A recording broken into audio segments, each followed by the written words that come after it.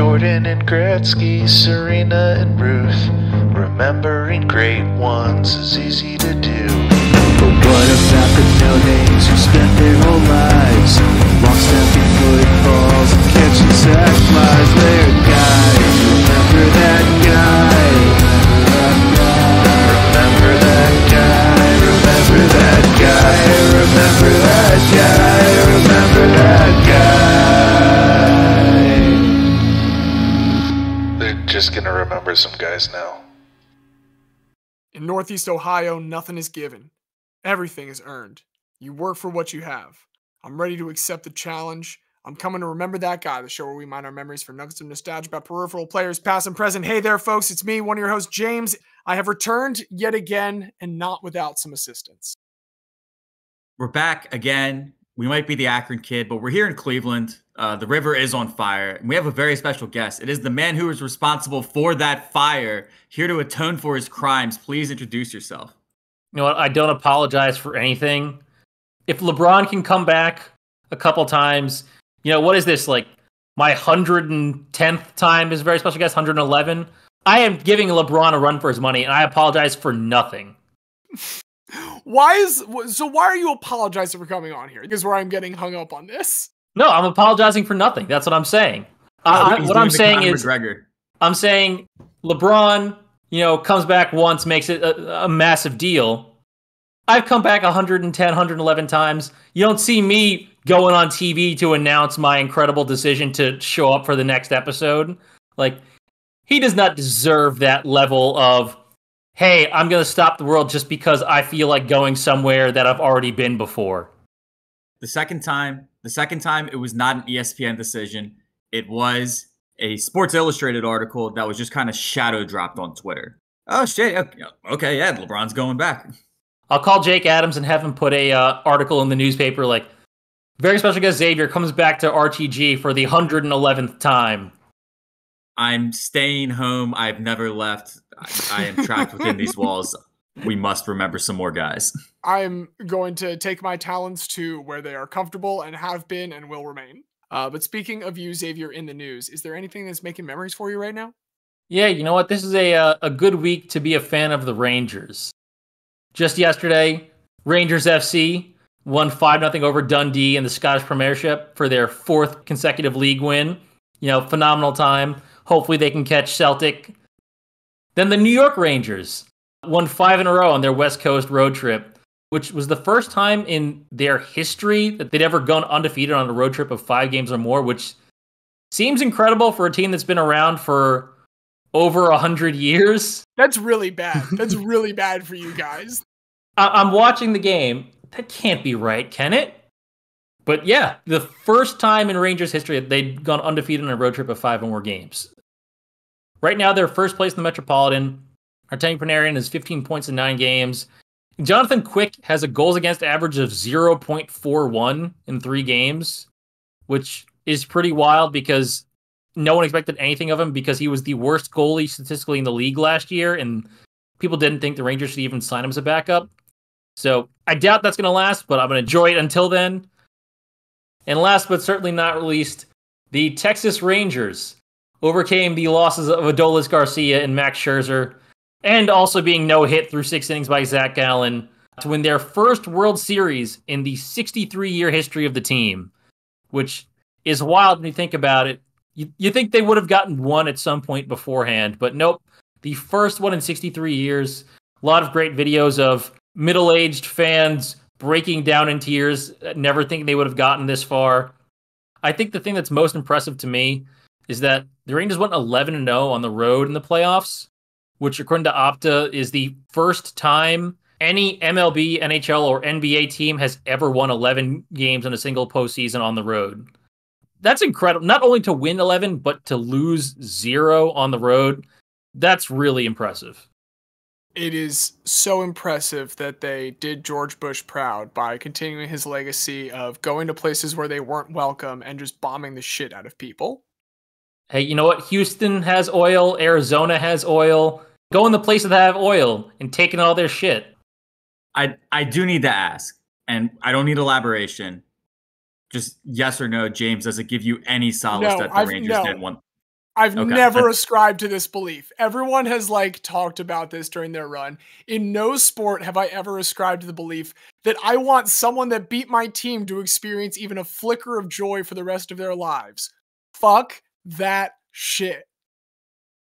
I mean, look, I'm with you. This is going to come out the day after Eagles Cowboys, and Xavier, as we know from having been to Cowboy Stadium, it is in very close proximity to whatever the fuck the Rangers call their ballpark. I think it's Globe Life. That's such a stupid fucking name. Hey, I'll be at Eagles Cowboys, so if you want, I can talk shit on some Dallas fans. Well, we will have to meet up, good friend, because I will be there too. Just come to my work's tailgate. Just pretend that you work there. I am a lawyer. That's what it'll be like. It'll be like from the Benchwarmers, like I am 12. I am a lawyer. Might be easier to say you're an accountant since it's me and then 40 accountants. No, see, that's the thing. The accountants would call me out in a second. They'll be expecting an accountant. They'll be expecting someone to fake an accountant. They won't be expecting a fake lawyer. It's like, what do you specialize? Oh, legalizations. Well, speaking of specializations, Diaz, what sports specializations have been make memories for you? Well, there's two things, and I'll start off with an apology. I brought up several months ago on this podcast the fact that Tyson Fury and Francis Ngannou had agreed to a fight, and I said that this was a sham, this was a travesty, this was a joke.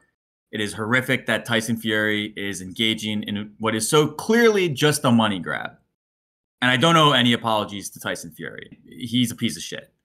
However, I do owe a very sincere apology to Francis Ngannou, because it was very much like Apollo's trainer in Rocky 1 after Rocky knocks him down in the first round. He comes back to the corner and he says, he doesn't know it's a damn show. He thinks it's a damn fight. Francis Ngannou thought it was a damn fight, and for 10 rounds, he brought the fight to Tyson Fury.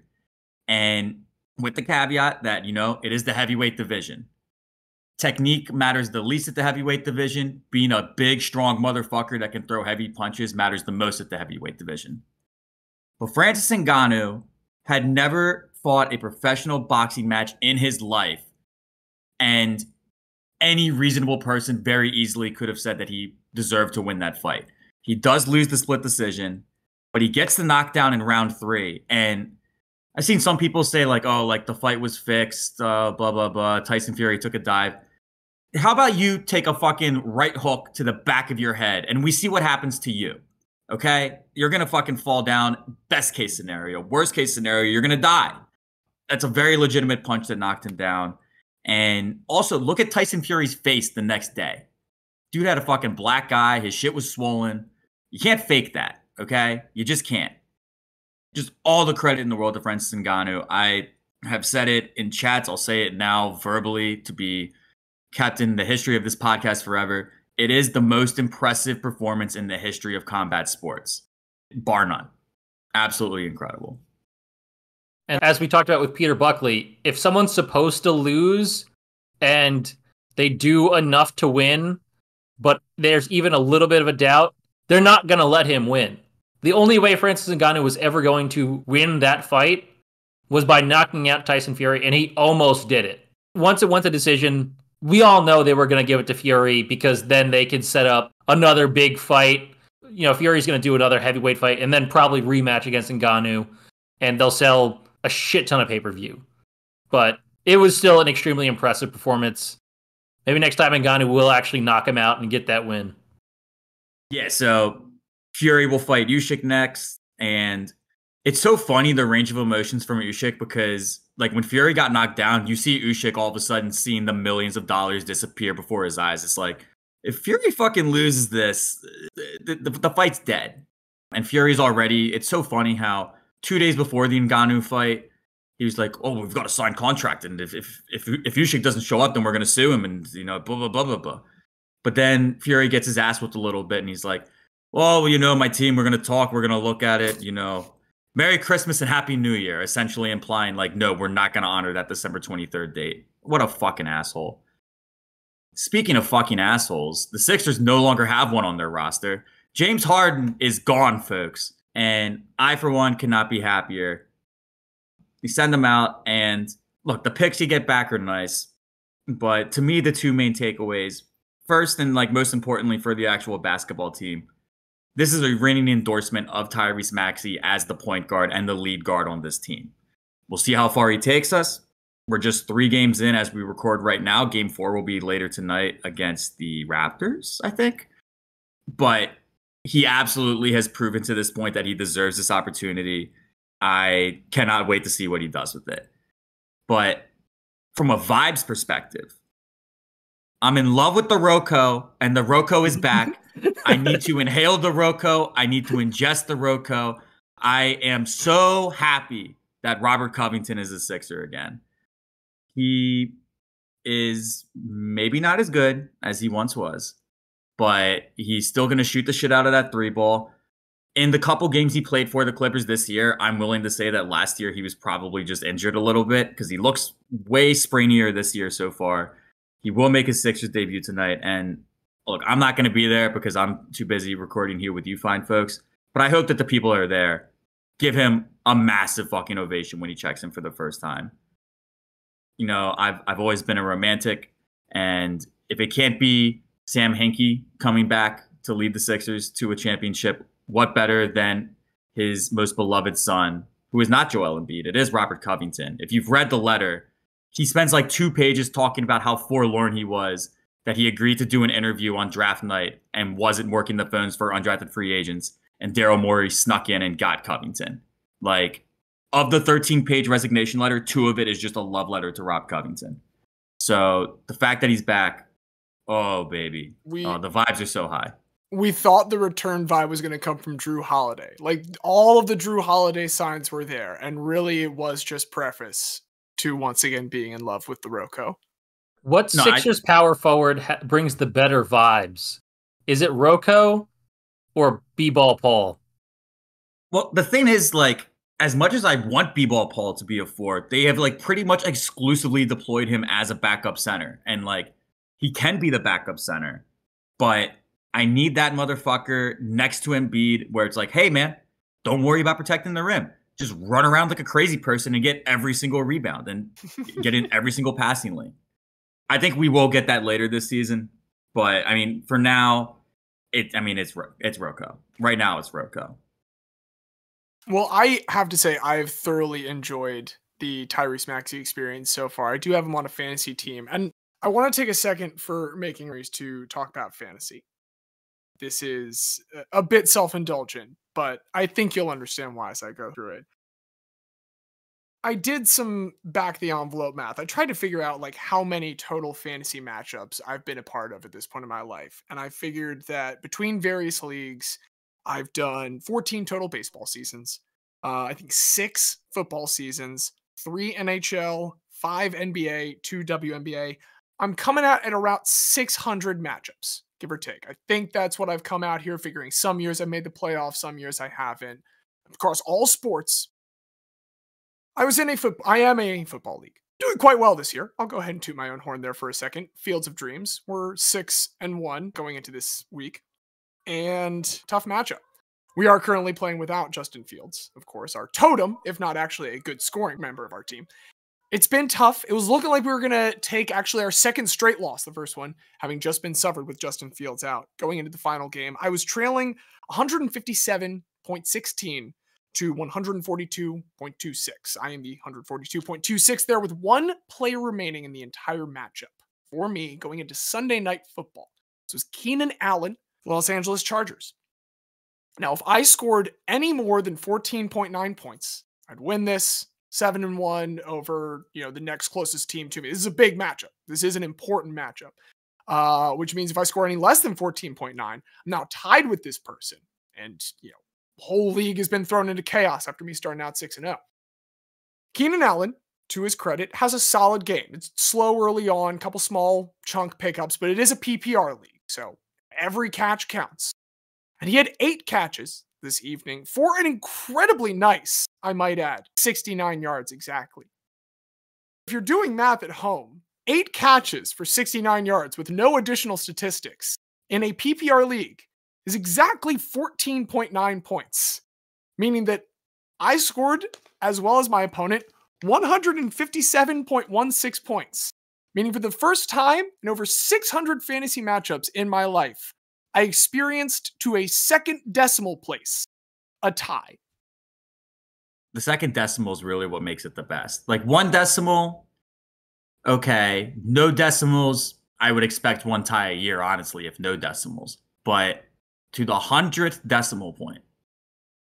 In our affiliated baseball league, Bang the Trash Can Slowly, it is to 1 decimal. And there's a part of you that would think, like, we've been doing that. It's been 9 years now. Like, you'd think we'd have seen 1. And I want to clarify, not only have I not participated in 1 in these 600 matchups, I've never seen a tie before in a fantasy league. In that baseball one, we have a tiebreaker that I set in the rules when we first set it, however many years ago. It's the number of runs a team scores. So even if in a 1 decimal league it happened, there was a contingency plan. I texted my coworker, the commissioner of this league, the next morning to be like, hey, so what happens? It's a tie. There's nothing more to this story. It's just astounding to me.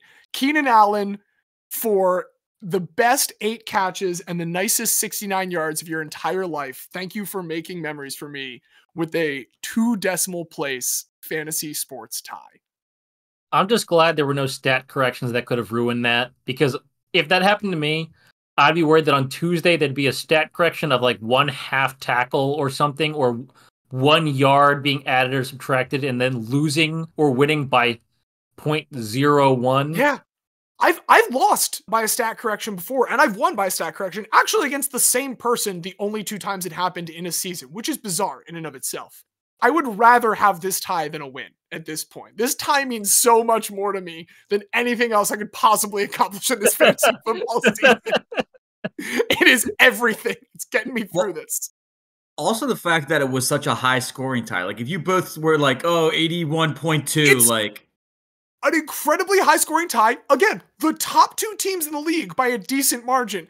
A single player in Sunday Night Football, which means you don't have to do the bullshit of then like waiting through Monday. Like, yes, technically Monday Night Football would be more dramatic, but really it just means everyone's sitting on their hands for a while and it sucks. Like, this was literally could not have scripted a better ending. 69 yards. Nice. And of course, far be it from us to forget. Far be it from us to forget, because after all, that's what we're here to do. We're here to remember. Let's get to it. Let's do some remembering of some guys, but what kind of guys? That was the question that I had to answer for us after Marcos Scudero was inducted last week into the Hall of Guy. And I went through some guys that had, come across before in other categories we thought of. There was this one that I had considered when we talked about less famous with the same name guys, who I enjoyed the story of. The problem was that the arguably more famous person with his name is someone I deeply hate. And I didn't want to give credit to that guy for having any kind of clout, which I kind of do by saying this person's the, lesser known of that name. So I put that away, but he came back to me this week. In fact, the fact that he came back to me is kind of what's going to drive this discussion today. We want to talk about these things that come back, this idea of returning. We want to talk this week about Boomerang Guys.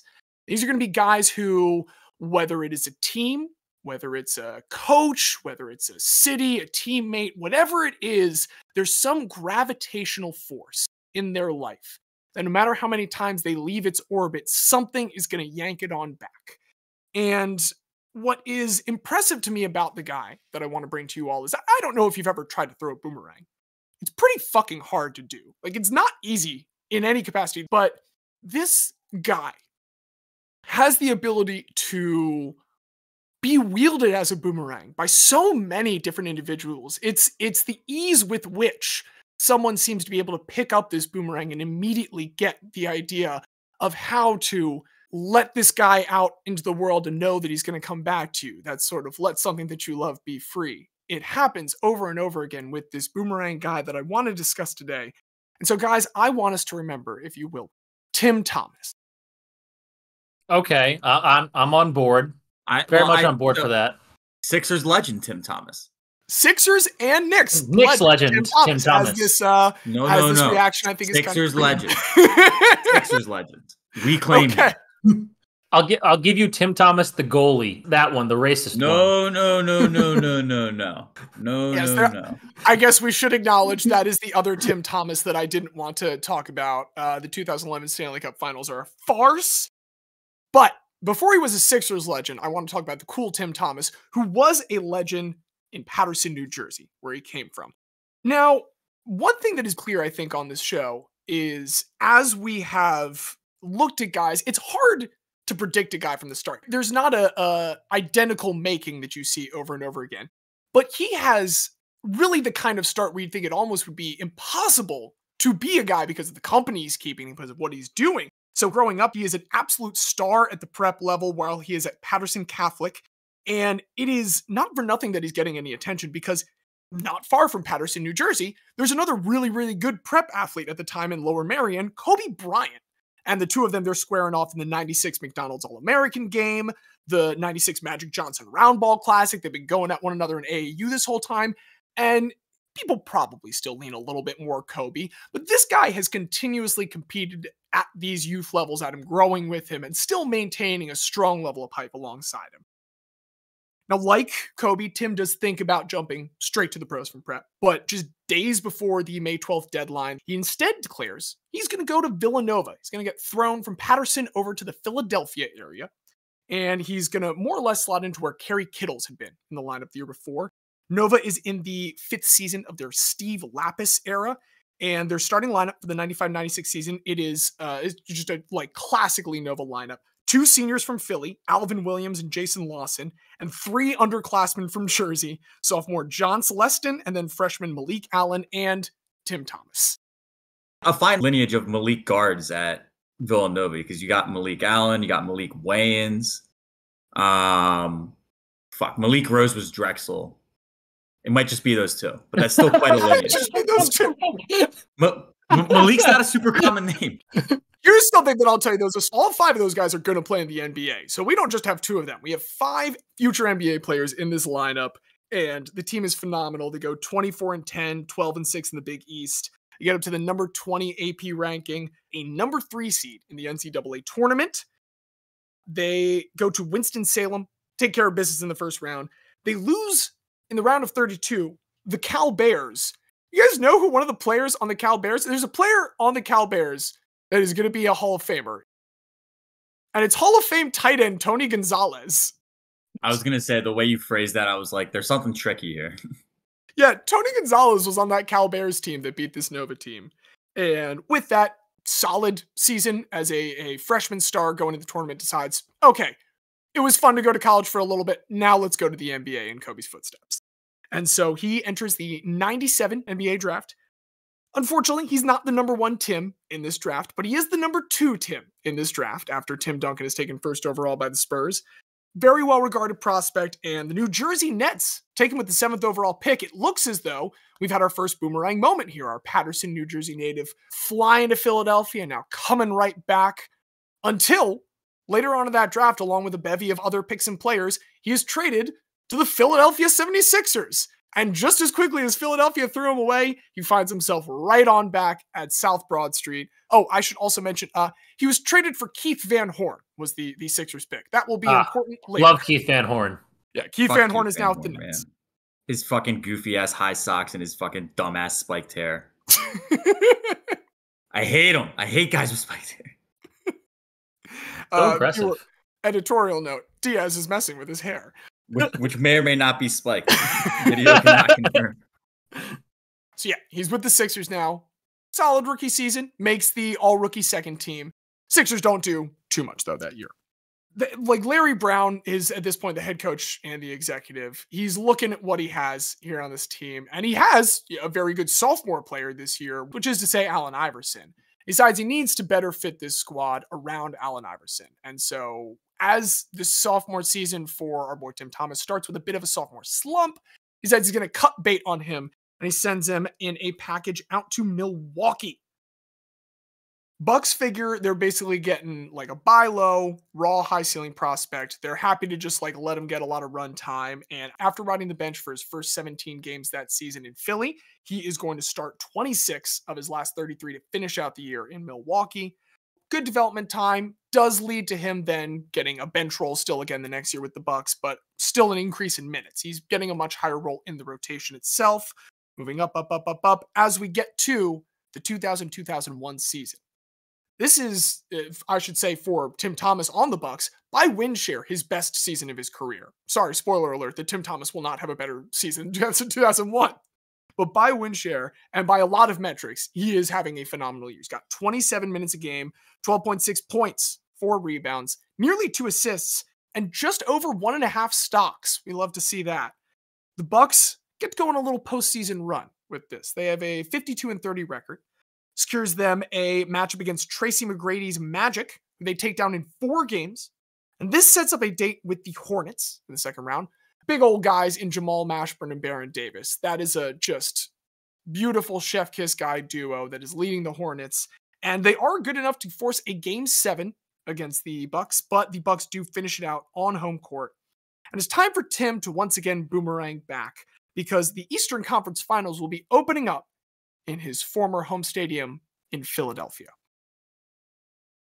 The Bucks and Sixers split the first 2 in Philly. They split the next 2 in Milwaukee. And then they trade home wins in games 5 and 6 to set up yet another game 7.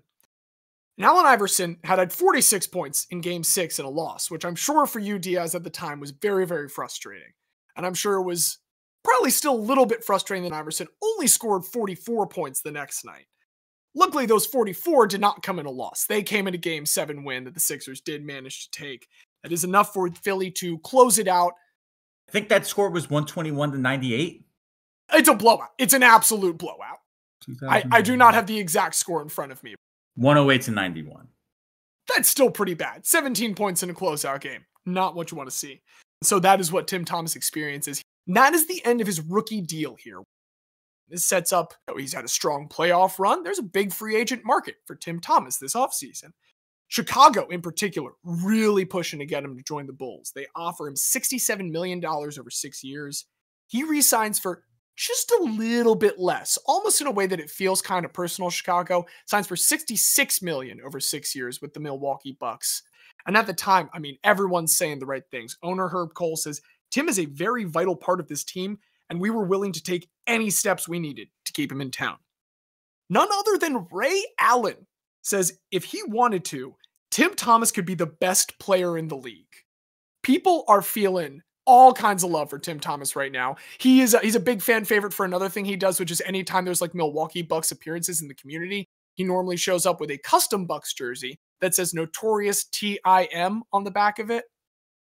Now, here's the thing about that compliment, though, from Ray Allen.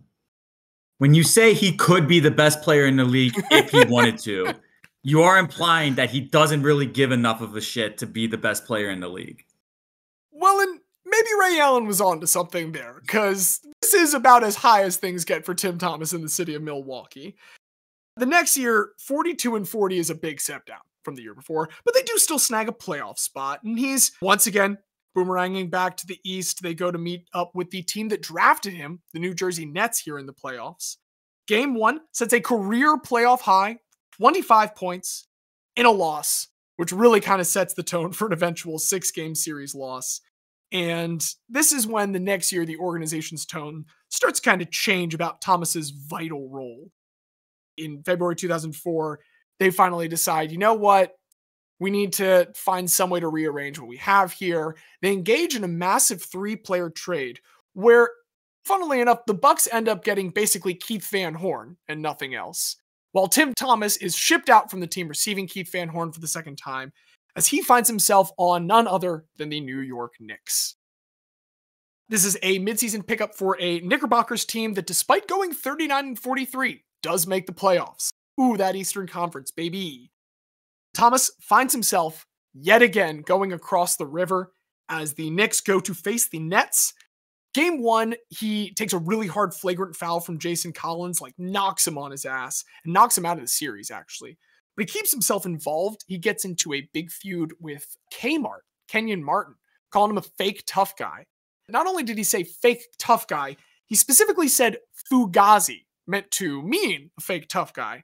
And I do really like this bit from Kenyon Martin.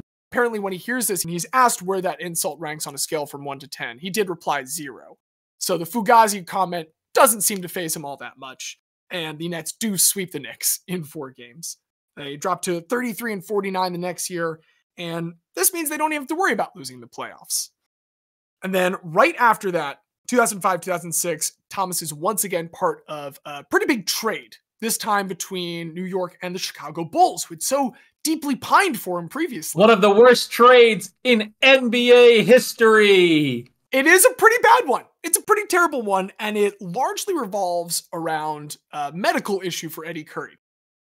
Eddie Curry had had a cardiac scare during a game the year before, and the Bulls asked him to submit to some voluntary genetic testing to see if he would have any predispositions to things they should be concerned about. And Eddie Curry said this. Yeah, Eddie Curry flipped up 2 fingers. He basically told the Bulls to take a long walk off a short pier and that he would not be submitting to that testing. And so the Bulls feel pressured to deal him away. They deal him to New York, and one of the pieces they get is Tim Thomas, who again, a couple years ago, they were ready to throw $67 million at. They wanted nothing more than a Tim Thomas marriage. But this time, he is like a total afterthought. This is basically an expiring contract for them. And so after 3 games with the Chicago Bulls, he is deactivated. And months later, he is finally granted his release. This release allows him to kind of go out into the world a little bit. He's being thrown this time, I think, with someone not trying to throw a boomerang. They're not trying to get him to come back. They truly want him to go as far as he can. And he goes pretty darn far by NBA standards, traveling from Chicago to the Phoenix Suns. They sign him for the rest of the season, and this is just a role that Tim Thomas steps into very nicely. He really thrives playing next to reigning MVP Steve Nash. Nash enjoys playing next to him. This is on his way to a 2nd consecutive MVP award, cruise into the playoffs, and then they basically set up shop in Los Angeles because their first 2 playoff rounds are the Lakers and Clippers in consecutive 7-game series. They play 14 games just between Phoenix and Los Angeles for 4 weeks. In that Clippers series in particular, Thomas is lauded for his defense on one Sixers legend Elton Brand. And now we reach the 2006 Western Conference Finals facing the Dallas Mavericks. In Game 5, the series is tied 2-2. And again, I do want to acknowledge that Tim Thomas had maybe made some foolish personal choices in previous playoff series. He does another one here, which is, while it's a pretty close game, he decides to poke the bull and blow a kiss to Dirk Nowitzki. And then Dirk Nowitzki scores 50 points in this game, and Dallas does not drop another one on their way to closing this out in 6. So, from the moment that he does that, Dirk Nowitzki just takes the entire Suns franchise and stuffs him in a trash can. But altogether, this was a much-needed image rehab for Tim Thomas. And with his Phoenix tenure done now, he's able to enter free agency for the first time since that big 6-year deal. And he actually boomerangs back to that kind of second home that he had set up during those playoffs. It turns out he had so much fun in Los Angeles for those 2 straight series. He's going to join the Clippers and back up Elton Brand as he suffers a bunch of injuries over the next couple of years. And I'm going to skip through this pretty much because that's the only boomerang bit that I have here while he's in Los Angeles. But we do still have more with his career. In 2005, he is traded to the New York Knicks. This is not only significant because he is now boomeranging back to the New York Knicks, but at this time, the New York Knicks have a new head coach in Mike D'Antoni, who had been the coach of our friend Tim Thomas down there in Phoenix. So he has found his way back to the New York Knickerbockers into the hands of his former coach. But wait, it gets better, because just a little bit after that, for the second time, he is traded from the New York Knicks to the Chicago Bulls. This is after literally just 3 months with the New York Knicks. He's sent to the Chicago Bulls a second time. And for whatever reason, much better go around Chicago. It's only been a couple years, but he has taken on much more of a veteran presence role. This is a very young team. They actually have a player that they drafted, one of the picks involved in a Tim Thomas trade earlier, Joakim Noah, providing a lot of strong interior presence. Derrick Rose is coming into his own. And in the meanwhile, they've got this guy in the locker room who has seen a lot of it in the playoffs. And so this young, raw Bulls team, they make it to the playoffs, and they do take the number 1 seeded Boston Celtics all the way to 7 games, which is seen as a huge moral victory, which is what you say when you lose your game 7. So that series kicked ass. I don't remember any great Tim Thomas moments. That was the Derrick Rose coming out party, and it was also Joakim Noah stripping the ball and going the length of the court while dribbling like a 3-year-old toddler. Knicks like legend Joakim Noah and Knicks legend Derrick Rose and Knicks legend Tim Thomas. So many, but like I can't say enough how horrified you were with each successive dribble that Joakim Noah took. You're like, just give it to a guard. Just give it to a guard. Just give it to a guard. Anyone else. He dunked it. Joakim Noah, of course, the son of our Yannick Noah, Guy Forget team pairing. I messed up the phrasing there exactly. I just wanted to mention Guy Forget. His weird connection to Joakim Noah. And that's about as tenuous of a connection as Tim Thomas has to Joakim Noah, because he is bought out by Chicago at the end of this season. He has one last stop for his career, maybe the site of his biggest professional blunder, where he blew that kiss to Dirk. He's going to now play with Dirk, boomerang back to the scene of the crime and join the Dallas Mavericks. Plays one season and halfway through has to leave the team to help his wife deal with some illness. He does sign a second one-year deal, but that first year with Dallas is actually the last one that he ever appears in because, again, he goes to return to his wife's side. And this is the point where, in the interest of our character clause, there's one last non-sports story I need to touch on real quick.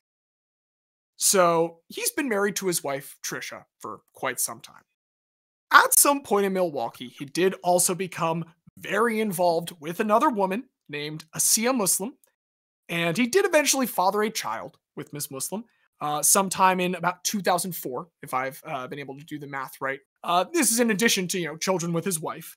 And then around the time that he's traded from Milwaukee to New York, this is the first time that his wife's dealing with illness. He's had a couple other tragic moments in the family, cousins passing away. So this seems to renew his focus on his marriage, which is good.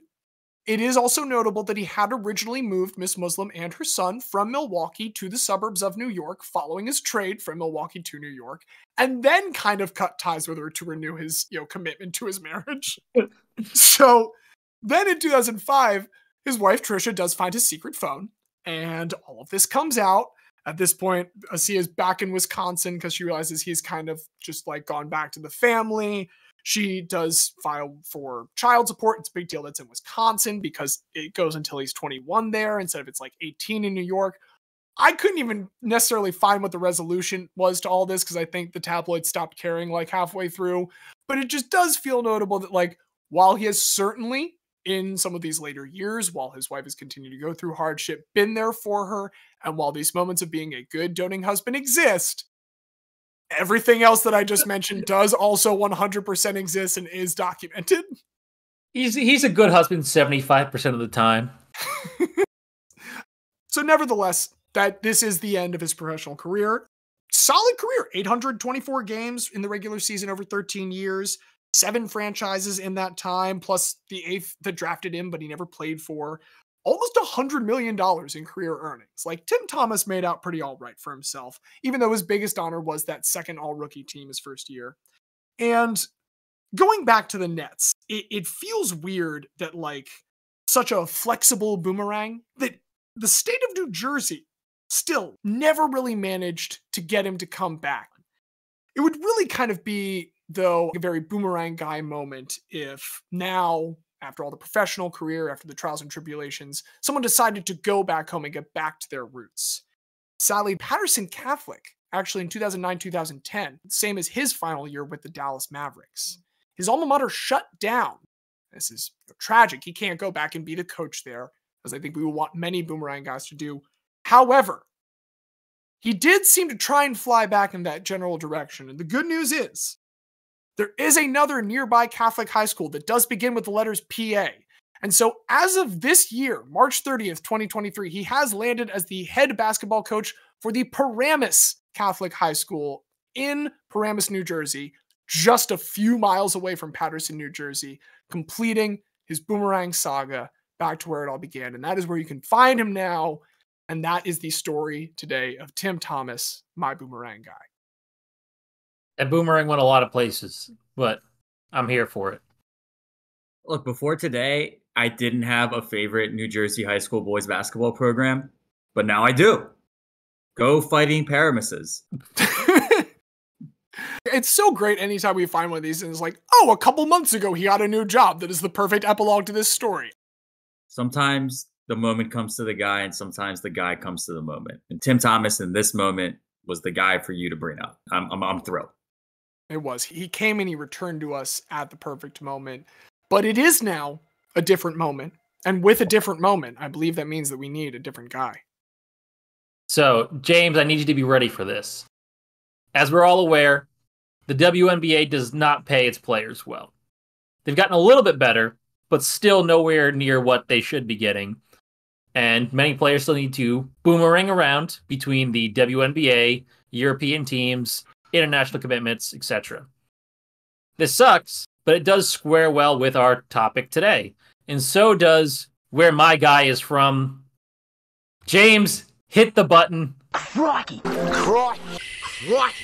Crocky. Crocky. Are we going down under? Are we going down under, Xavier? Today, we're going to talk about Penny Taylor. Hell yes. So Penny Taylor was born on May 24th, 1981 in Melbourne, Victoria, in the great country of Australia. I hear you trying to say it. I hear you trying to do the voice there in the back of your throat. So what I was trying to do was say Melbourne, right? Because I know that it's Melbourne and not Melbourne. So, this is the only time I'll say it. Melbourne. Penny took to basketball early, started playing when she was 4, and by high school, she was a top prospect in Australia. And at the age of 16, she earned a scholarship to the Australian Institute of Sport in Canberra. At the AIS, she debuted for their professional team in the Women's National Basketball League in the 97-98 season. This was kind of wild because this just national development program had a professional women's team for 30 years. It has since shut, but every top Australian prospect, or most of them, came through there for a couple of years before moving on to a different team. So in the 98-99 season, her second season with AIS, they won the league title. The team dominated, not thanks to Penny, but thanks to 17-year-old Lauren Jackson, who won league MVP and was murdering everybody despite, again, being 17 years old. I'm trying to figure out if she would have lined up at AIS with Tully Bevilacqua. We are going to talk about Tully Bevilacqua later because they do line up somewhere else. Okay. I had it written down. Okay, then I'll hold off on my Tully Bevilacqua love. So after that second season, Penny does return home to Melbourne and signs with the Dandenong Rangers. With Dandenong, Penny finally gets the chance to, be the number one, not behind Lauren Jackson. And she leads the league in scoring the next 2 seasons with 25.5 points per game in the 2000-2001 season and 28.5 points per game in the 2001-2002 season, winning back-to-back MVPs, which is impressive in a league that has Lauren Jackson in it, who wins 4. During this time, Penny also gets selected in the WNBA draft in 2001, 11th overall by the Cleveland Rockers, 10 spots behind Lauren Jackson, who went number 1 overall. It was a pretty stacked draft that also had Tamika Catchings, Deanna Nolan, Katie Douglas, and multiple other future All-Stars. Really good draft. Penny plays 3 seasons in Cleveland. She makes the All-Star team in 2002. She spends her off seasons in Italy, first with Spezia and then with PF Chio of Serie A. I do want to point out, quickly how ridiculous Penny's 2002 season was, because starting with the WNBL season, she has the averaging 28.5 points per game and winning MVP. Then on a terrible Rockers team, she is the only All-Star on the team. And then she goes to the FIBA World Championships and gets a bronze medal with the Australia Opals, only falling to the US in the semifinals, which unfortunately will be a theme of beating everybody other than the US. But that I think most basketball programs, male and female, can they dream of that. That is literally their understand that their ultimate objective. So prior to the 2004 WNBA season, the Rockers folded, and the WNBA had a dispersal draft for their players.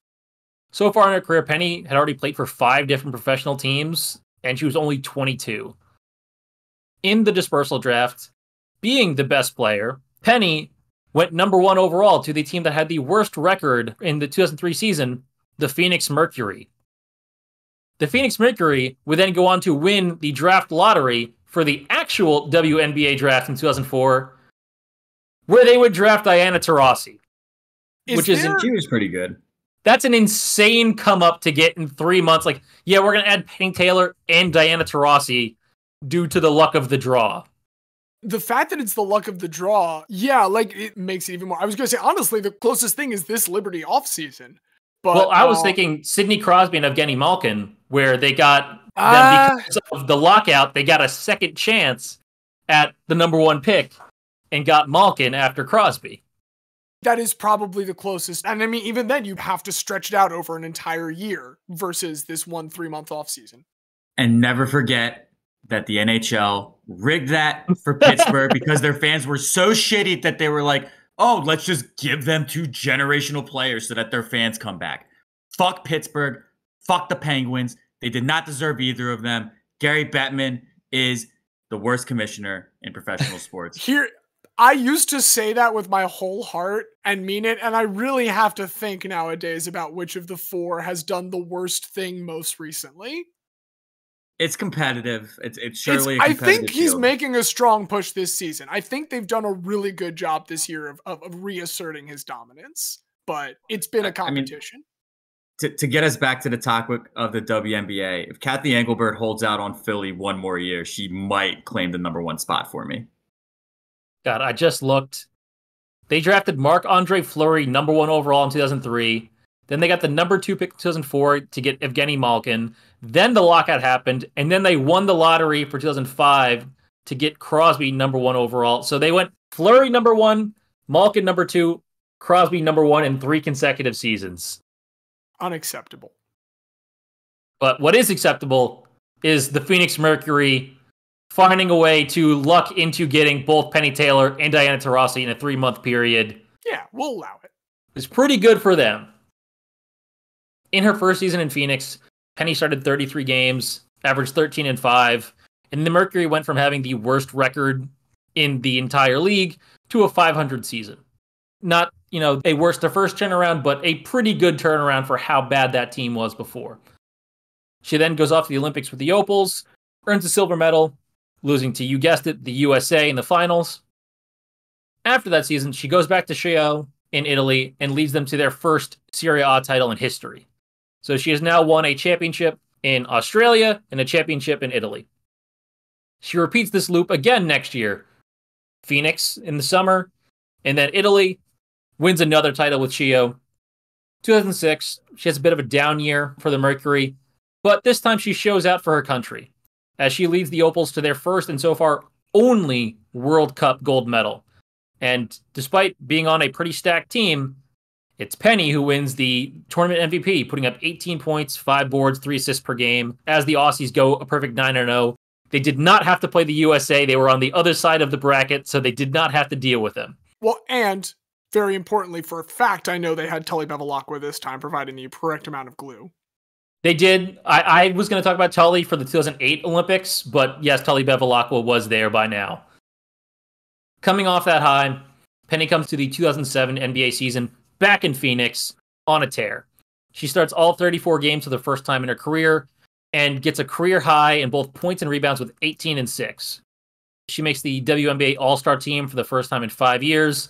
As part of a 3-headed monster with both Diana Taurasi and Cappie Pondexter that led the Mercury to their first ever title, with Penny putting up 30 points in the winner-take-all Game 5 in Detroit against the Shock in the finals.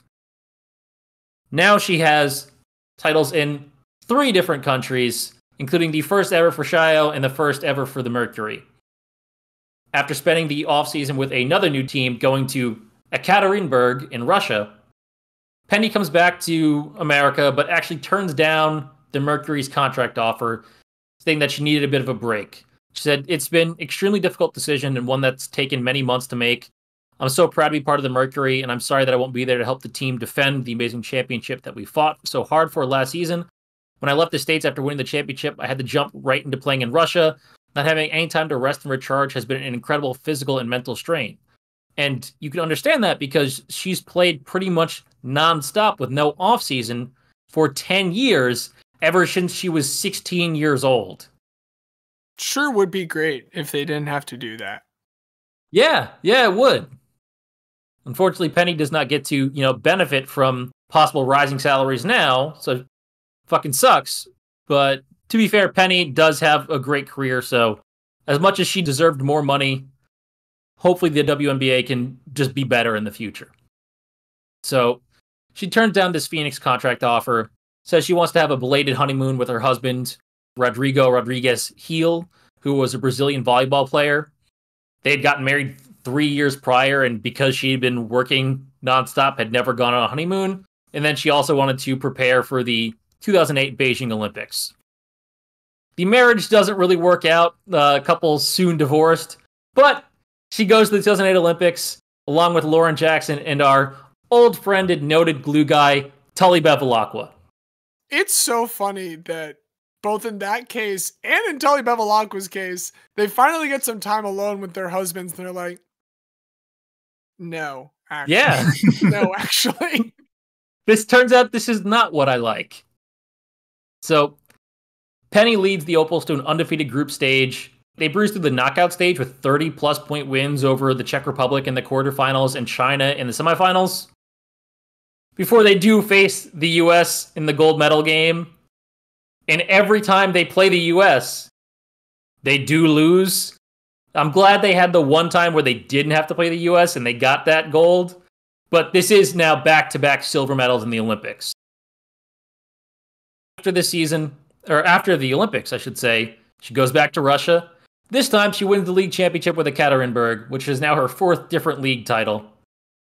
After this, she's ready to come back to Phoenix. She's like, well, I don't have a shitty husband I gotta spend time with. Might as well just go keep playing basketball. So she returns to Phoenix, re-signs with the Mercury. Fortunately, she does have a pretty bad ankle injury and misses most of the season, but she heals up like right for the end of the year, and she comes back and averages 14 points off the bench as the Mercury win the title again in 2009, including leading the team in scoring in their 120-116 overtime winning Game 1 of the finals, and then hitting some real clutch free throws in the last 2 minutes to seal it in Game 5. I'm not saying that Penny was the most important player on those title teams, but I will say that in 2007, the Mercury won the title. In 2008, with the exact same team, including Taurasi and Pondexter, but minus Penny, they finished below 500. Then the next year, Penny comes back and they win it again. What is the common denominator? Win with Penny, lose without Penny. Why would the Phoenix Mercury do this? Just Brian Windhorse all of this. Very peculiar. Very peculiar. So over the next couple seasons, Penny continues to boomerang back and forth between Phoenix and Europe, although her European adventures were now with Fenerbahce in Turkey, where she wins her 5th different league title. In 2012, while playing with Fenerbahce, she tears her ACL, and she does get significant complications from that, where she has to undergo surgery 3 different times. And because of this, she does miss the 2012 WNBA season and the 2012 Olympics, and most of the 2013 season as well. It's a really, really rough time. When she does come back, she injures her other knee. Not as bad, but still enough where it means that pretty much both of those seasons are a total wash. But Penny's not done. She still wants to play. So she comes back to Phoenix, spends the entire 2014 preseason working with both the Mercury and the Phoenix Suns health staff to try to, ease her back into basketball. Luckily for Penny, that Mercury's new coach was her former Opals teammate and current Liberty coach, Sandy Brondello. And they were pretty chill. So Sandy's like, don't worry, we're going to work you back as easily as possible. We want you here. We know you want to be here. We're going to take it slow. So for the first couple weeks of the season, Penny sees some pretty limited minutes, but she works her way into game shape, and eventually she does return as a starter. From the second they insert her into the lineup, Phoenix then wins 16 games in a row, which at that point was the longest winning streak in WNBA history. And they did not lose again at home for that entire year. It ended up with the most league wins in history until the Aces did pass that with a record of 29-5. That whole season, they only lost one game when Penny started. Xavier, if you won't say it, I'll say it.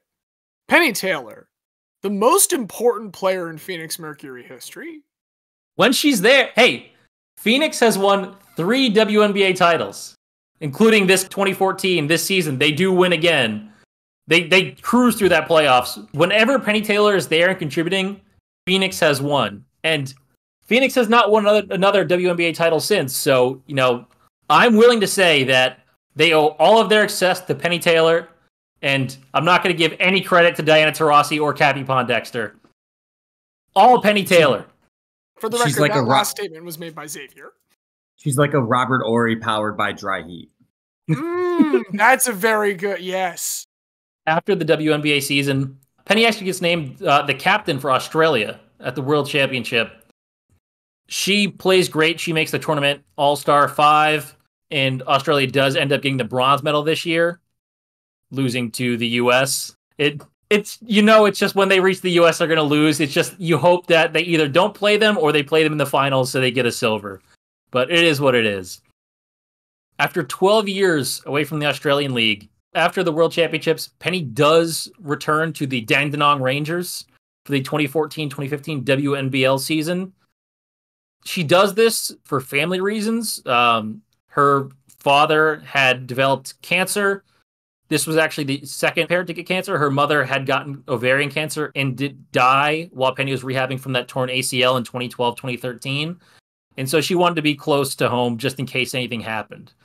So she's playing at home, taking care of her dad. She's too good for this league at this point. We know this. She averages 20 points per game, makes the All-Star 5 for the season, leads Dandenong to the playoffs. During the semifinals against Sydney, they're up 15, and then she hurts her ankle.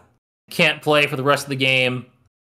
And without her on the court, they collapse and lose by 8, despite literally only being 8 minutes remaining, a 23-point swing once Penny's off the court. A pretty epic collapse, but that happens when you have a player like Penny Taylor that's no longer there. Fortunately, her dad does die during this season, and so Penny says, all right, as much as I want to go back to Phoenix, I just can't right now. I have to take care of the family and take care of all these affairs. So she sits out the 2015 WNBA season. But after such a tough year of dealing with all of that family tragedy, where does Penny go?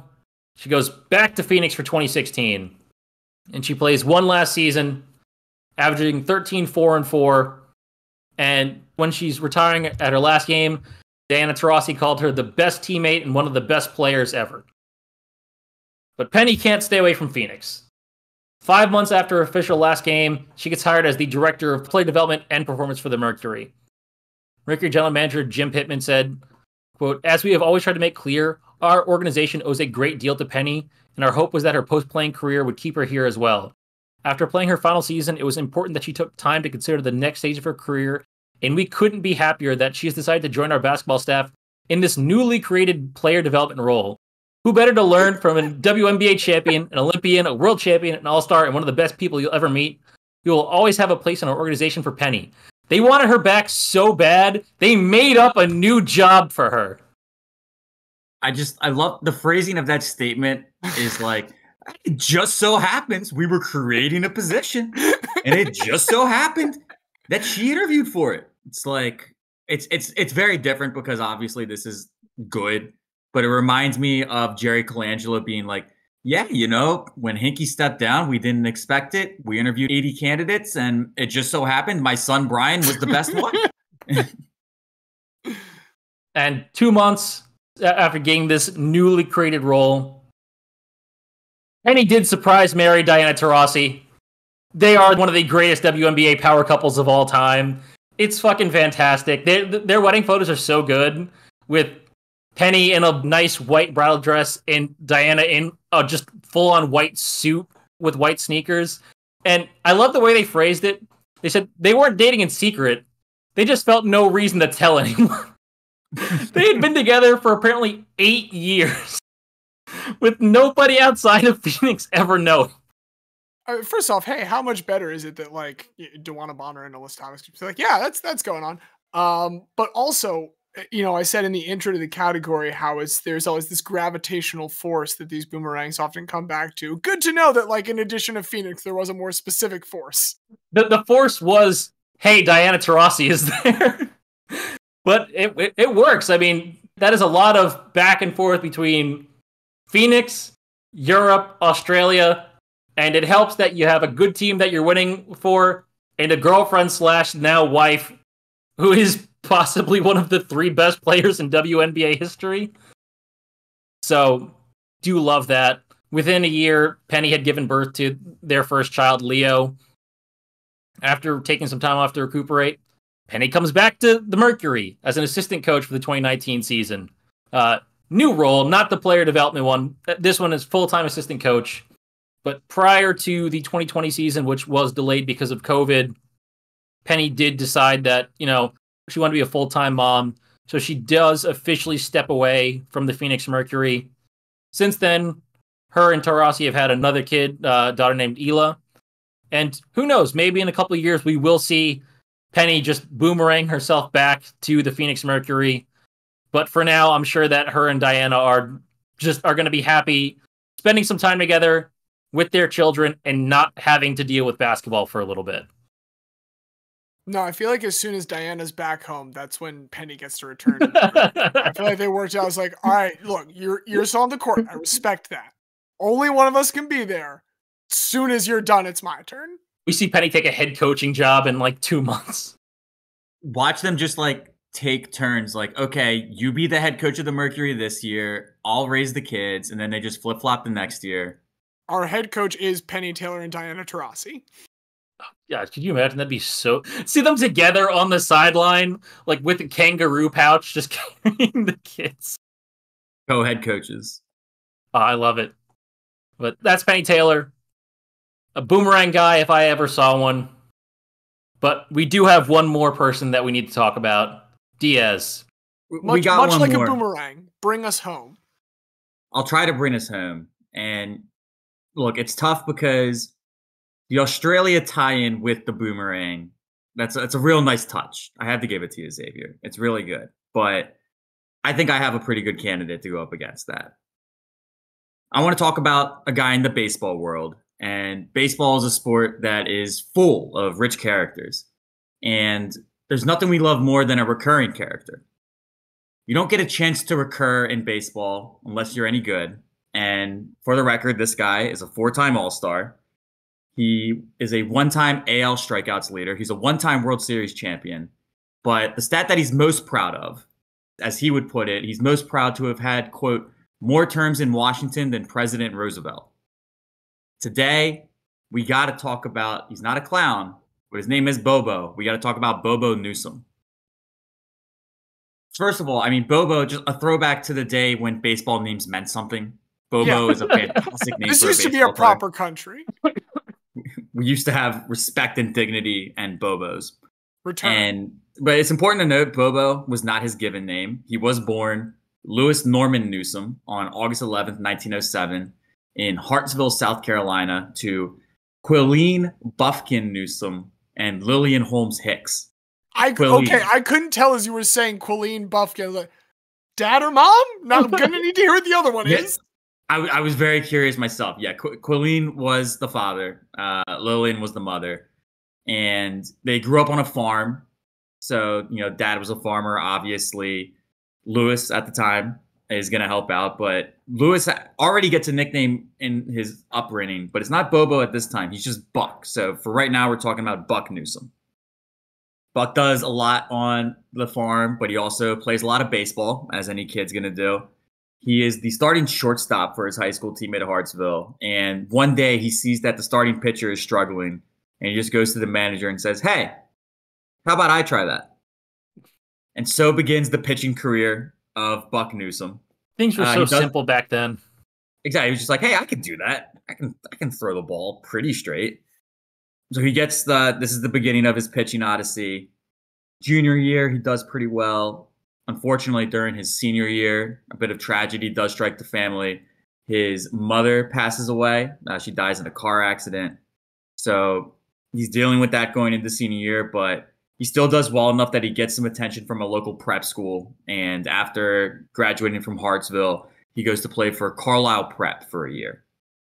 Spends 1 year there, which is also in South Carolina. And then the next year, in 1928, he makes his pro debut at the age of 20 for the Raleigh Capitals, who play Class C ball. In his first 5 starts, he loses all 5 of them, and they say, "Whoa, buddy, we don't think you're ready for Class C yet." They send him down to Class D in Greenville. Greenville's a little bit of a better fit for him. He goes 15-6 through the rest of the year. And based on that, he starts the 1929 season in Class B with the Macomb. Is that how you say that town in Georgia?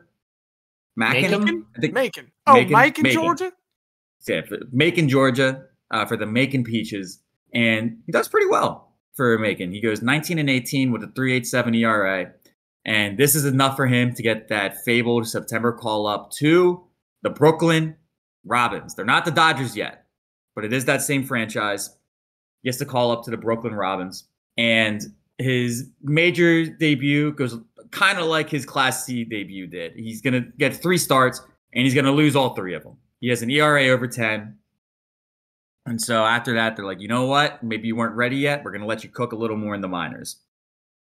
Spends most of the 30s down in the minors, but he does boomerang back up to the Robins again at the end of September. Across 2 appearances, 3 innings, he gives up no runs. So he has a 0.0 ERA for a second stint. All of 1931 he spends in the minors until 1932. Eventually his contract ends up with the Chicago Cubs. He gets called up to pitch just 1 inning in all of 1932. Gives up 1 hit, no runs. And now he's kind of feeling like he's, to pull from B-Ball Paul, as we mentioned earlier, he's stuck in the mud. This mud in the Midwest and in the Northeast is just not treating him too well. So he decides to try his fortunes out west. He's going to sign with the Los Angeles Angels of the Pacific Coast League at this time. He dominates in this league. Across the whole year, he goes 30-11 with a 3.18 ERA. And this is back at a time where the unaffiliated minor leagues would then have a draft into the MLB. So based on that 1 season playing for the LA Angels, he gets drafted to the St. Louis Browns. And this is with the full endorsement. Does mean this is technically Orioles legend, Bobo.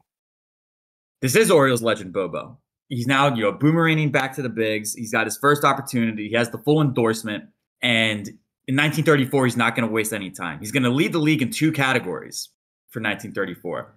He's going to have 149 walks issued, and he's going to have 20 losses. Both of those are league highs for 1934. 1935, he knows, all right, look, that was a bad start, but Bobo's got something to prove here. Excuse me, Buck. Still Buck. We're still Buck. Still Buck. My apologies. Orioles legend Buck then at this point. This is still second Buck. Best Buck in Orioles history. And he says, look, the Buck stops here. It's time to turn it around. And he drops all 6 of his starts to open the 1935 season for the St. Louis Browns. They said, look, we've seen enough of this guy. Bye-bye, Buck. We're going to trade you to the Washington Senators. Here's where Buck Newsome starts to make his mark a little bit. Firstly, he's making his mark in the clubhouse. He's the new guy in town, and he's never been really good at remembering names. So everybody he bumps into, he kind of just like, oh, hey, Bobo. How's it going, Bobo? Good to see you, Bobo. Because he just calls everybody Bobo and is not learning anybody's names, they start giving it back to him. And this is how Bobo comes to be his nickname. So the name that he gives boomerangs back to him. And now he is in fact Bobo. I appreciate the trolling nature of this nickname. I'm just mad that one time parents were correct that you can just treat it as a I'm rubber, you're glue thing. Is exactly what they did. And it worked out. But he's kind of like this jovial, bit of a funny guy in the clubhouse. But at the end of the day, they know he led the league in losses last year. They know he lost all 6 of his starts in St. Louis. You're going to have to show us something on the field, Bobo, if you're going to endear yourself to us. And it's a May 28th start. early in his time with Washington that really endears him to his teammates. In the third inning, he takes a line drive off his knee, falls down, he limps back to the mound. The manager comes out to check on him and like, how do you feel? He says, I think it's broke. And then the manager asks if he wants out of the game. And he says, are you kidding? I said, it's broke. I didn't say I was dead. He grits out the rest of the inning. And when he got back to the dugout, he sits down, he solemnly nods his head, and he says, it's broke.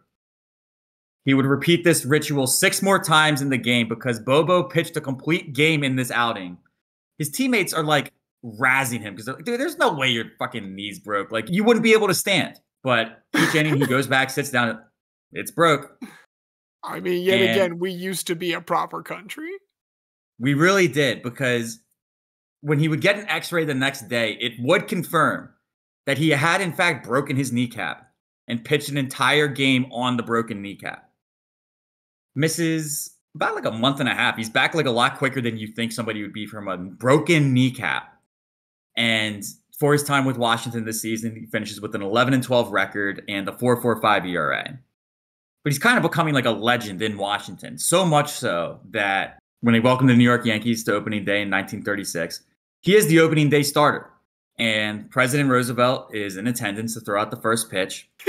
It's a scoreless game in the third inning when he gives up a sharply hit ball down the third baseline. But there's a great diving stop by Ossie Bluge, and Bobo is just sitting there like, wow, what a nice play. And as he's standing here admiring the play, he forgets that the pitcher's mound is between third base and first base. Therefore, he must duck if the throw is going to get past him. He does not duck. It hits him square in the jaw. And again, he falls to the ground. Chose to put in front of the president. They I'm knew convinced he was coming. They're like, yes, send him out to the mound. I'm convinced that so many of like pre-modern era baseball stories had to have been made up. It's just a conspiracy by like the archivists in the story to be like, how much shit can we get people to believe by just saying there was no television, so no one could see it?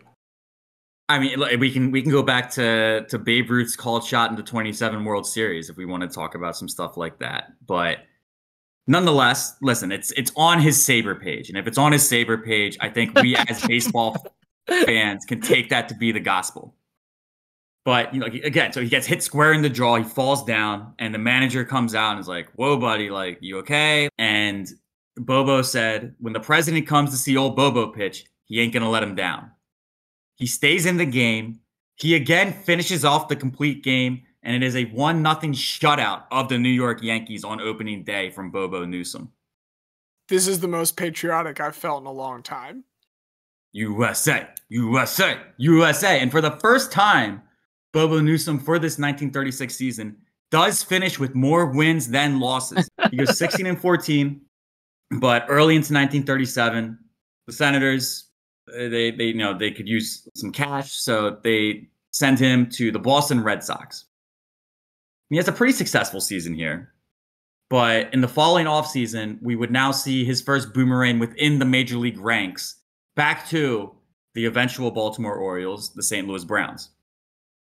1938 is a bit of a breakout year for Bobo. He wins 20 games for the first time. He leads the league in innings pitched. And let's remember the time. It's 1938. How many innings do you think he pitched? 320. I'll go 360. Xavier is the closest. It was 329 2/3 innings. Price is Right rules. Oh, also just much closer. Yeah. And also closer.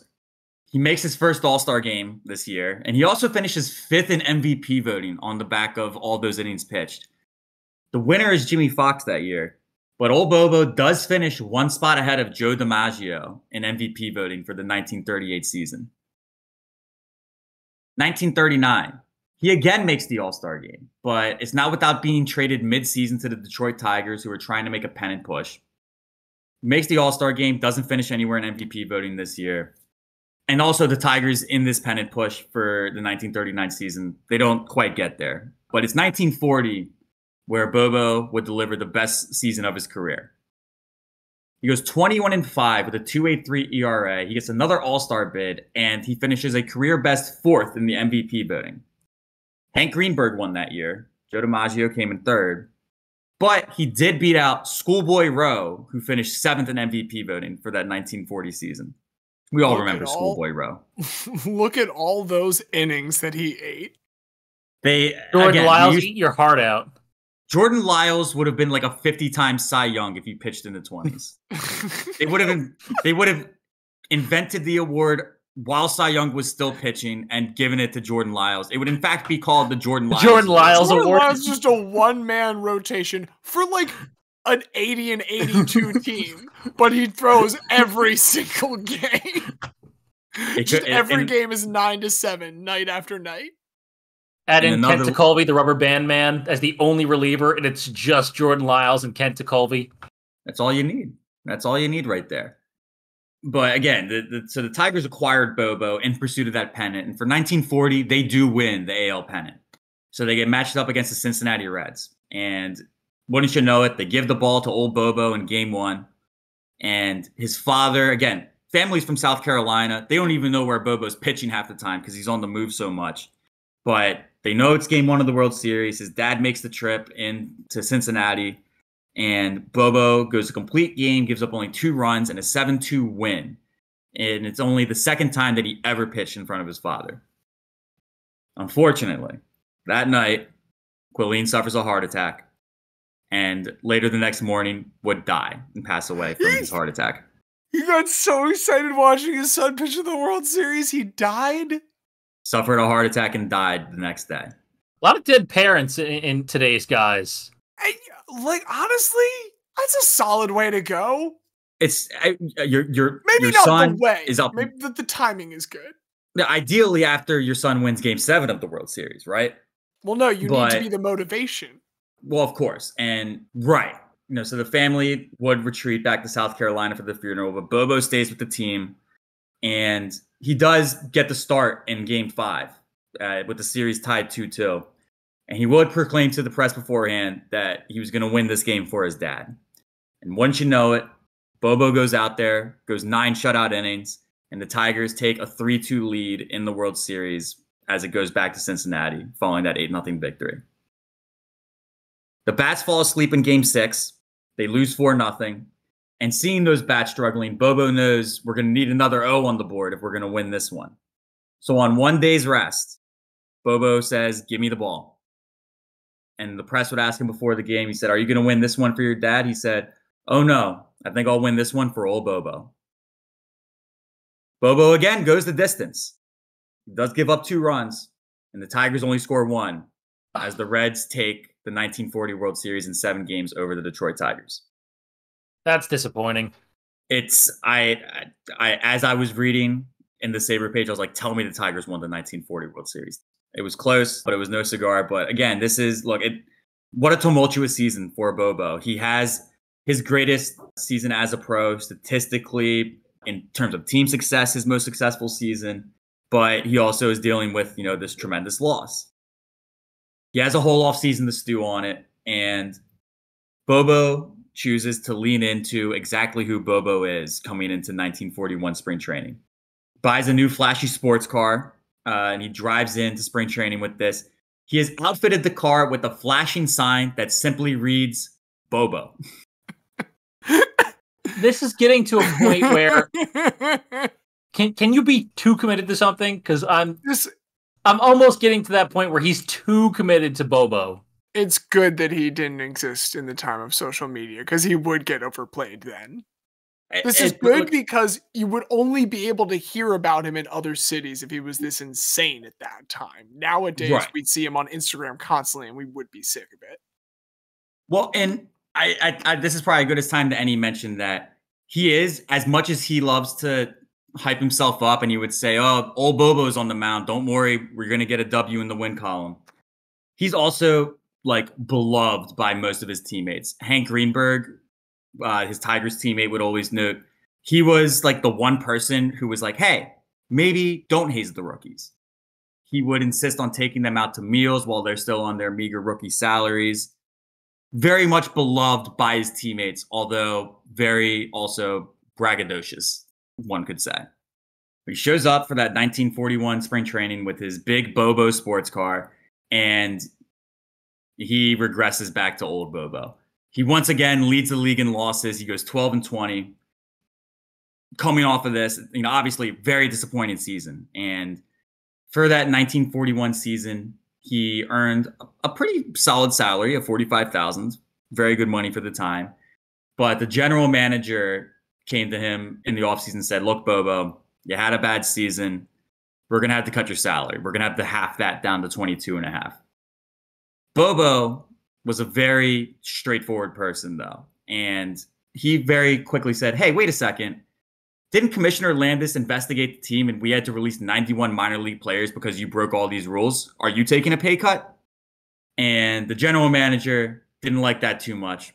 So he decided to boomerang Bobo back to the Washington Senators. He's going to send this pinky commie comrade Bobo all the way back to D.C. Send him on back, and this is stint number 2 for the Senators.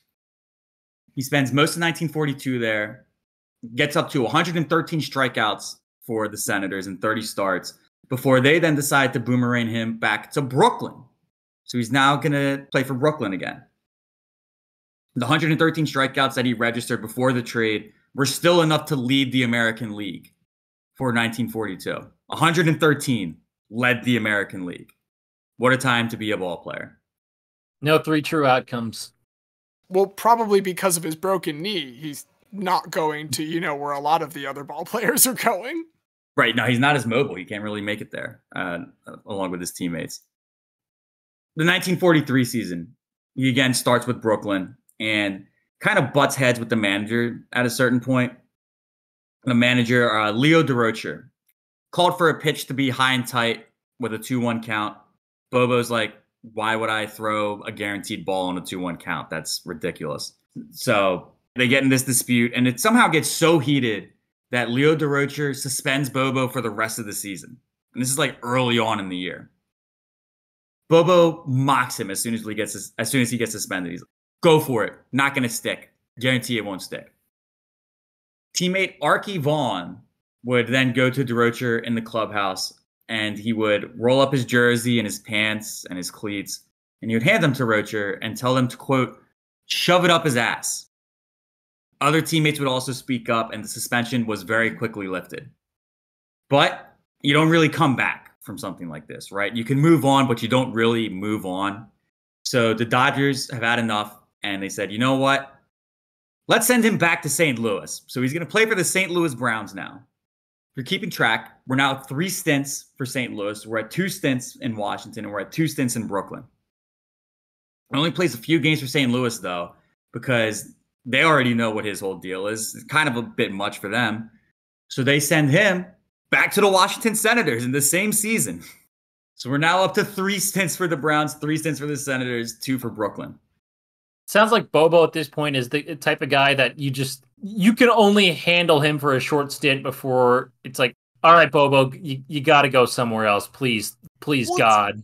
It's interesting that he is such, as Diaz has described, a pretty big clubhouse presence, yet can't last in any one clubhouse for too long. People need a taste of Bobo, but they just want an appetizer of Bobo. They don't want an entree. Well, what it really comes down to is teammates generally love him and management generally hates him.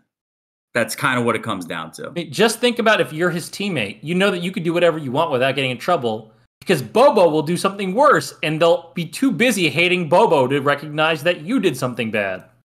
Just always on double secret probation. And again, never for anything that is actually nefarious. It's just Bobo being Bobo. It's Manny being Manny. It's Bobo being Bobo. So he plays that season with the Senators. He finishes off the year. In the offseason, they decide to sell him to the Philadelphia Athletics. 1944 season, he makes his final All-Star game in this year.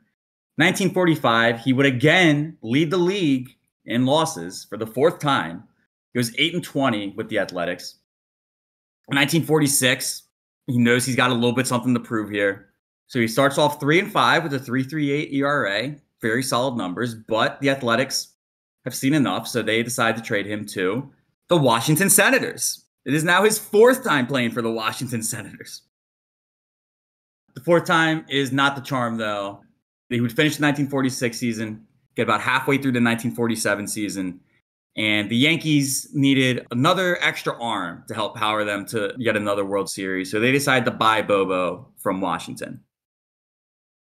Pretty solid numbers for the regular season with the Yankees. He goes 7-5 with a sub-3 ERA as they win the pennant and go on to face the Brooklyn Dodgers. He starts game 3, which he does lose. Comes in and pitches scoreless relief in game 6 in a loss for the Yankees. But the Yankees go on to win that 1947 World Series in 7 games over the Brooklyn Dodgers. And finally, Bobo gets his ring. He only plays in losses. Only in losses in the World Series. And that fact, coupled with the fact that he also joined the team at the halfway point, and the Yankees, I don't know if you knew this, James, can kind of sometimes be a scumfuck organization. I'm sorry to say it, Xavier, but they can. Because they only give Bobo a 3/4 share of the World Series winner pot. I thought you were going to say of the ring for a second. I thought I was picturing like a ring that was cut in quarters. Well, James, when he would go to get fit for the ring, they would ask him the size, and he would say, just make it 3/4 size. That's all I'm worth around here anyway. So Bobo beats you to the joke. Yeah, there we go. He does stay in New York for his age 40 season, but it's not for the Yankees. He's going to sign with the Giants. He goes 0-4 with a very nearly nice 4.21 ERA. But it's the age of 40, and his career is, starting to wind down. But he still wants to play. He still thinks he has something left in the tank. So he signs with the Washington Senators minor league affiliate, not with the Senators. Essentially, he made a call to the Senators saying, can I get a training camp invite? And they said, well, no, but our Chattanooga affiliate could really use somebody to help him sell tickets. Would you mind going to Chattanooga and play for them for a bit? And hey, if you look good, maybe we'll call you up. He goes in with a point to prove. He goes 10-7 in the first half. It gets voted into the Southern Association All-Star game at age 41. But he, again, we've gone over it. He butts heads with management. And the owner, Joe Engel of the Chattanooga Lookouts, he doesn't think he's doing enough to speak well of what Bobo's doing and to try to get him promoted back up. So on July 13th, the team is about to board the train for a road trip, and Bobo says he no go. He said, I'm quitting. I'm not getting on the train. I'm done with the team. And his manager and his teammates are incensed. They said, look, Bobo, if you don't get on this train, we're done with you. And Bobo's like, that's great because I quit. Then Engel calls him and says, what the hell is this? Bobo's like, I'm quitting the team. And then Engel says, you can't quit the team. You're suspended.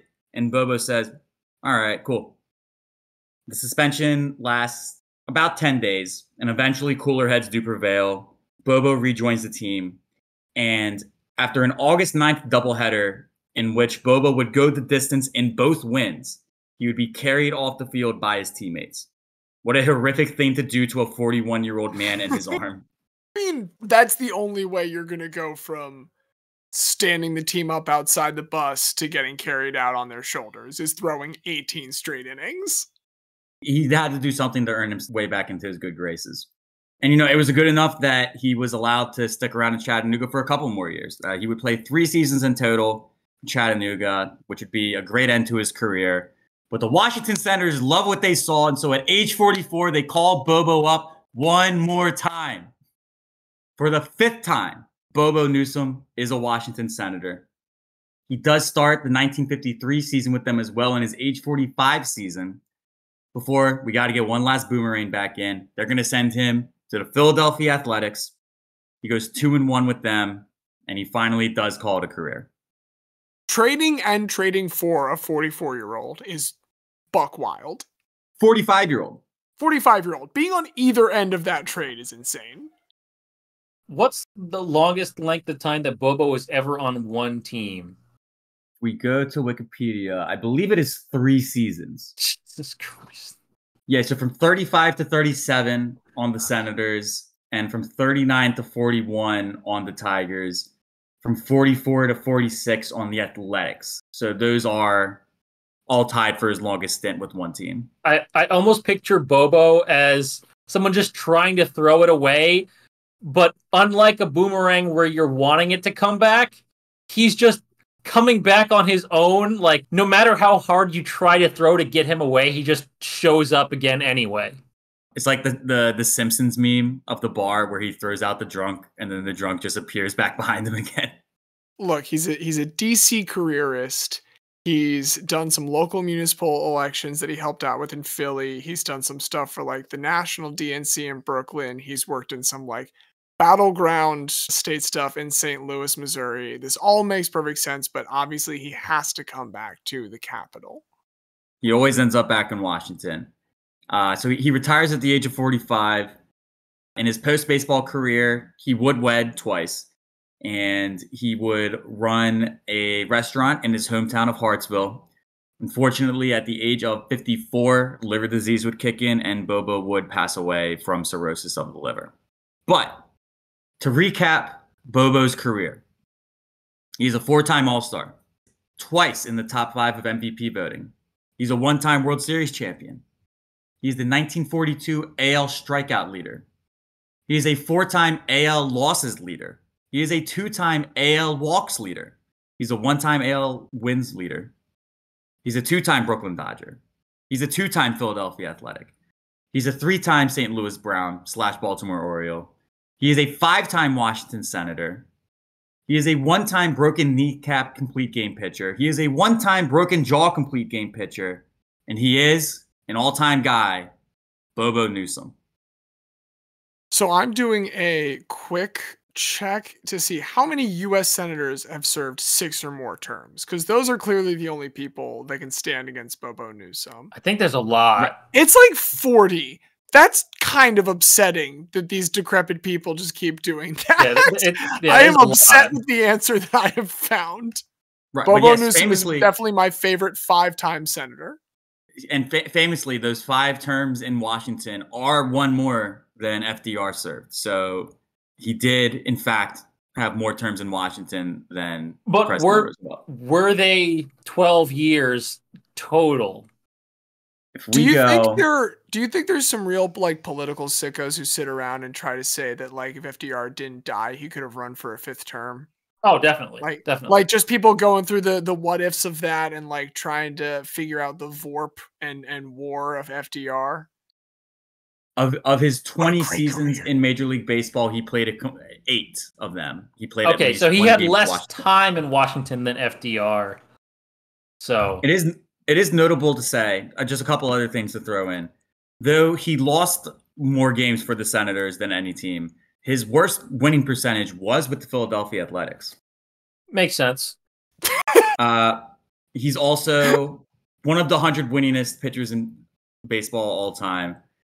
But his 222 losses make him one of only 2 pitchers to win 200 games and still have a sub 500 win percentage. That's a pretty good specific record. Our friend Craig Goldstein would appreciate if that minimum number of qualifiers. It was so the other is Jack Powell, and he also very nearly could have been one of only 2 pitchers to have faced both Babe Ruth and Mickey Mantle. That distinction goes to Al Benton. Bobo did face against Babe Ruth in 1934, but did not get a chance to face against Mantle in 52 or in 53, as Mantle sat the game. So it's a stat that he could have done this, but he didn't actually, so there is no stat there. Mickey Mantle ducked Bobo Newsome. No, the X stat is that there should be one more factoid than actually scored for Bobo Newsome. Yeah, there should be. There should be. But no, that's Bobo. Look, he might have a name like a clown. He might have acted like a clown. He did amuse me. I hope, though, that he has... how do I want to... Damn. I lost that. Got one. Well, thank you, Diaz. Here's a chance for Bobo to get one more interesting factoid. Let's see if we can make him a Hall of Guy inductee. But first, he does have to pass through an interesting crucible. On one hand, Tim Thomas, and on the other hand, Penny Taylor. And I mean, we gotta say it. Xavier did bring the only person from the nation, continent, however you want to go, of Australia. Crikey! Crikey! Crikey! Crikey! If we want to pay tribute to the actual Boomerang of Boomerang Guys, it has to be Penny. But I think it's important to talk about I feel like all three of these are a little bit different. Where Penny, it was boomeranging back to one specific place pretty much every year. Yeah. With Bobo, it was everyone just kind of throwing him around and then him just showing back up again, a la Barney from The Simpsons. I thought I got rid of you. And then with Tim, it was really just bouncing between like 4 specific places. It was really a lot of Chicago, New Jersey, New York, Pennsylvania, just bouncing between those 4. So it all of them are slightly different in how they, decided what is being boomeranged. So I do think there's a distinction to be made there. And it really just, James, this was your topic, based on the way you interpreted it, which we would see from your Tim Thomas discussion, what do you think is the best fit? I think the consideration with Penny Taylor does have to acknowledge that part of her, trek that results in regular returns to Phoenix is just kind of a natural outgrowth of the women's professional basketball infrastructure. Like, it is necessary for the majority of them, even if they remain with one professional club. I mean, she only had the 2, if I'm not mistaken. She only had Cleveland and Phoenix. Yep. And left Cleveland because it stopped existing. So like there is a set home, and that set home doesn't change at any point. That's also at the same time coupled with a constant national team participation that I think also provides another kind of lodestone. So there's a lot more consistency and less leaving in return, even if there are aspects of that with her, taking time off and having injuries to deal with. So that is definitely part of Penny Taylor's that I think you kind of touched on in what makes her fundamentally different from the other 2. I think I'm considering both the idea of a boomerang and a homing pigeon here. Like, homing pigeons work because you have them set to return to a place, and then you take them somewhere else and they come back to that place. There is a way that even in, Bobo's very earliest career, I don't know if you guys noticed, one of his first professional teams was the Raleigh Capitals. There was something in him that was, no matter how hard Washington tried to get rid of him, no matter, the value that he provided to other teams in having to weigh like how much management did clearly hate him with how much they just weren't allowed to get rid of him because no one else would stand for it.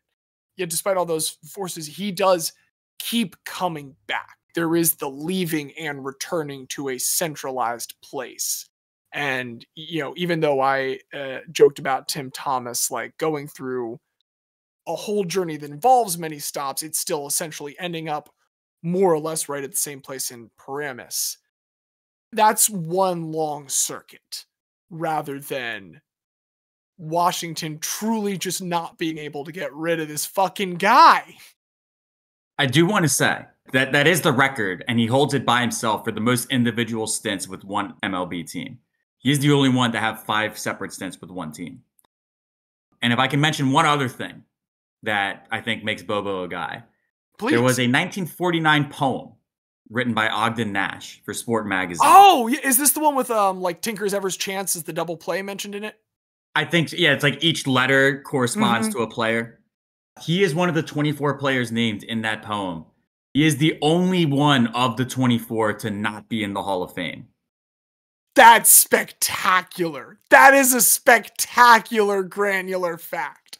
Like, I was ready to give it to you on the stat that you pulled out. When you said he holds the record for most non-consecutive stints, that's the most statistical way we can kind of express the idea that I brought, even if, the point isn't to go out and search that, but that is the definition of what we were looking for, more or less. But beyond that, I'm sorry, I think you've won me over with the Ogden Nash bit. Look, I do love Penny Taylor.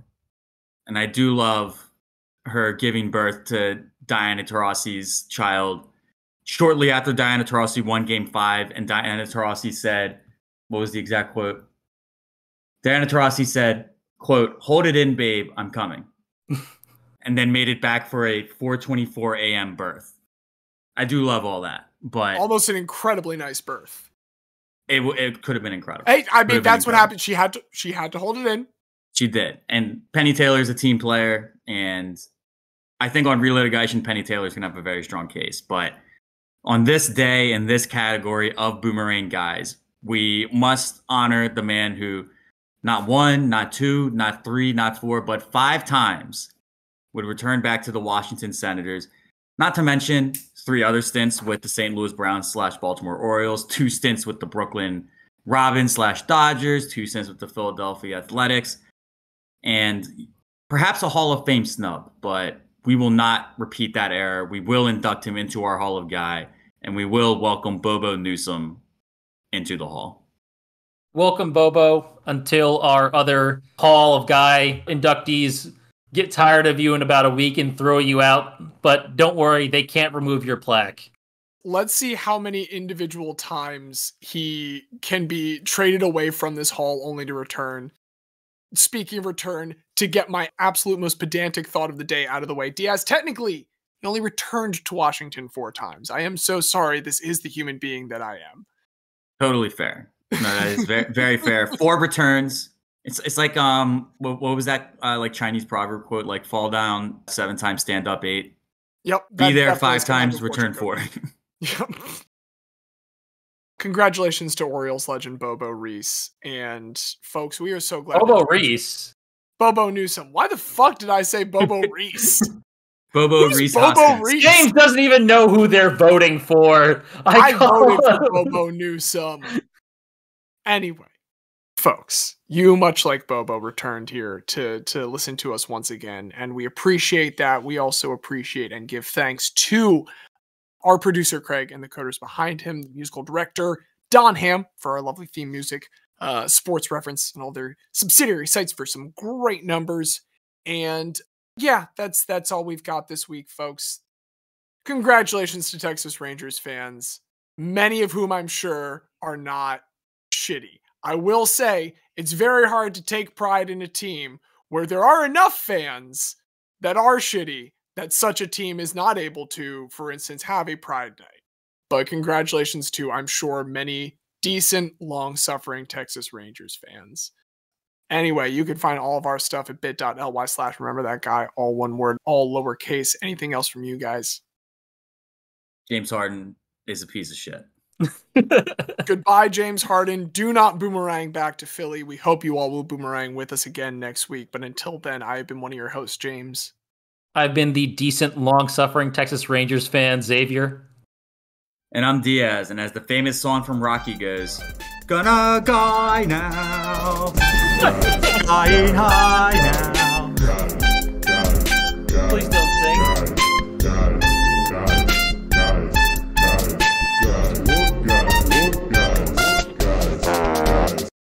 Xavier, are you really about to start claiming Texas Rangers fandom? Oh, hell no. I just took out the Adrian Beltre jersey for this.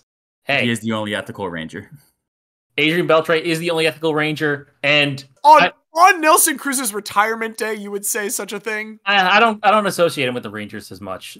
He's been so many places, but I own 2 baseball jerseys. Only one of them is an MLB jersey, and it's not a Yankees jersey. So, you know, I am happy for the Rangers and for my uncle and all other Rangers fans that don't suck. And not George Bush.